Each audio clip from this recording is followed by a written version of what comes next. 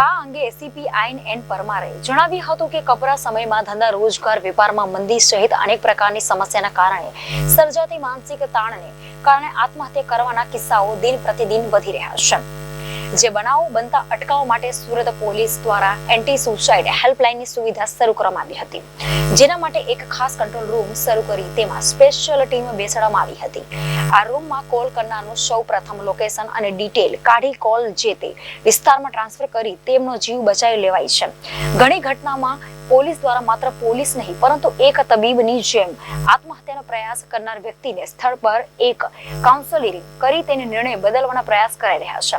બીજી બાજુ અહીં કંટ્રોલ રૂમમાં લાગેલા સીસીટીવી કેમેરાનો ઉપયોગ કરી સુરત શહેરના તમામ બ્રિજ પર પણ વોચ રાખવામાં આવે છે, જેનાથી કોઈ વ્યક્તિ જો કોઈ વાર બ્રિજ પરથી છલાંગ લગાવવાનો પ્રયત્ન કરે તો તાત્કાલિક તેને હિલચાલ જોઈ નજીકના પોલીસ સ્ટેશનનો સંપર્ક કરી તેનો જીવ બચાવી શકાય છે।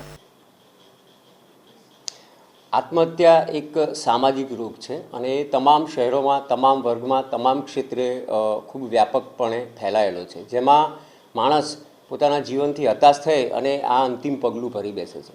સુરત શહેર પોલીસ કંટ્રોલ રૂમમાં પણ આવા ઘણા બધા કોલ આવતા હોય છે, જેમાં વ્યક્તિ અથવા વ્યક્તિના કોઈ નજીકના સગા એમ જણાવે છે કે ભાઈ વ્યક્તિ આત્મહત્યા કરવા માટે જઈ રહે છે। ત્યારે અમે એક સિસ્ટમ જેવું ઊભું કરેલું છે કે આવા કોલને પ્રાયોરિટી આપવામાં આવે છે અને ઉચ્ચ કક્ષાના અધિકારી, શિફ્ટ ઇન્ચાર્જ અથવા PI કક્ષાના અધિકારી આ કોલ જે છે એને હેન્ડલ કરતા હોય છે।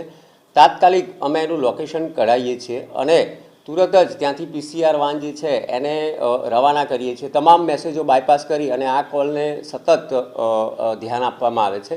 વત્તા જે વ્યક્તિ આવું પગલું ભરવા જઈ રહ્યો હોય એને વાતોમાં વ્યસ્ત રાખવામાં આવે છે અને એનું કારણ પણ જાણવામાં આવે છે। ઘણા કિસ્સાની અંદર તો પોલીસ ત્યાં પહોંચે અને દરવાજાને લાત મારી અને દોરડા પરથી લટકેલ માણસને ઉતારેલ હોય અથવા તો નદીમાં કૂદી પડેલ હોય અને એને કૂદી અને પછી તરીને બચાવેલો હોય એવા પણ કિસ્સાઓ જોવા મળે છે। છેલ્લા 1.5 વર્ષના આંકડા જોઈએ તો આવા 49 વ્યક્તિઓના જીવ બચાવેલ છે।